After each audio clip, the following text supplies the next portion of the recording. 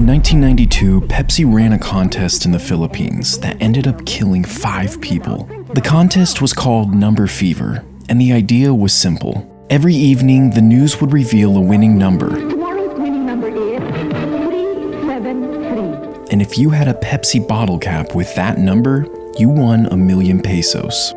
Now, 1,000,000 pesos in 1992 was life-changing for the average Filipino. So this contest became very popular.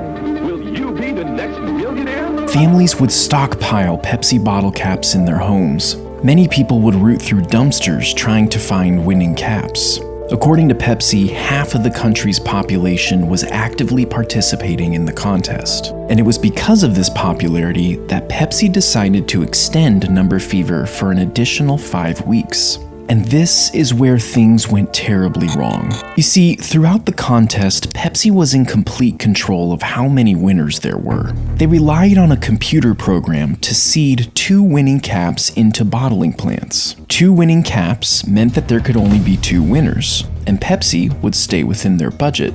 But something went wrong after they extended the contest. The computer program glitched, causing some numbers to be mixed up. And on May 25th, 1992, at 6 p.m., the Channel 2 Evening News called the winning number 349. And while there were only supposed to be 2 winners, hundreds of thousands of Filipinos began to celebrate. You see, 349 was already designated as a non-winning number, and because of this, bottling plants were free to print that number as much as they wanted. This resulted in over 600,000 349 caps circulating in the Philippines. 349 was such a common cap that many people had more than one.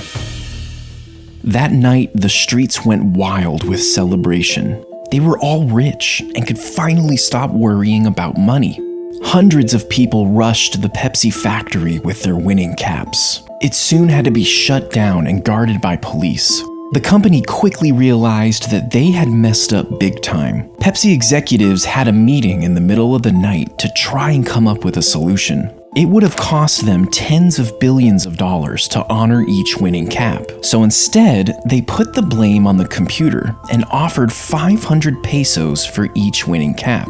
Now, 500 pesos was only around $18. This was 0.05% of the original prize. And while some took them up on this offer, most refused and became even more angry. They didn't care about some computer error. Pepsi was a multi-billion-dollar corporation. In their eyes, they had to honor the full prize amount.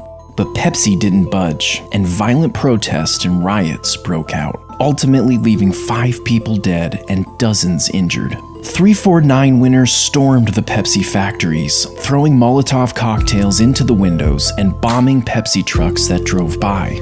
Over the next year, the angry mob took a more organized approach to fight Pepsi.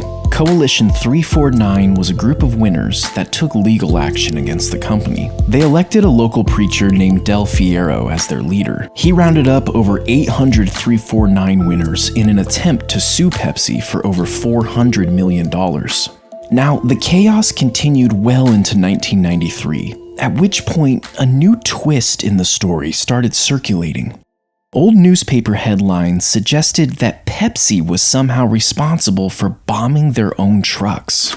These headlines were based on a testimony from a police officer. He alleged that in order to paint Coalition 349 as terrorist and damage their position in court, Pepsi hired mercenaries to infiltrate these groups and cause the riots. More testimonies surfaced of people claiming that Pepsi had paid them to start trouble and cause mayhem. A Pepsi lawyer quickly denied the allegations, and that was basically the end of it.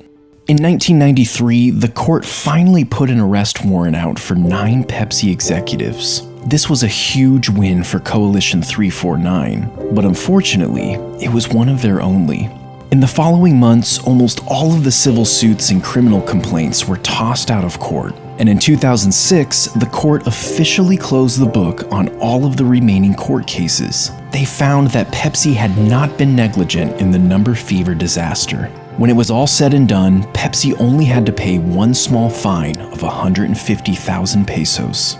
Many Filipinos who experienced Number Fever are still traumatized to this day. Even mentioning the word Pepsi around certain groups is frowned upon. Pepsi was recently asked for their response to the number fever disaster, and they came out with this statement.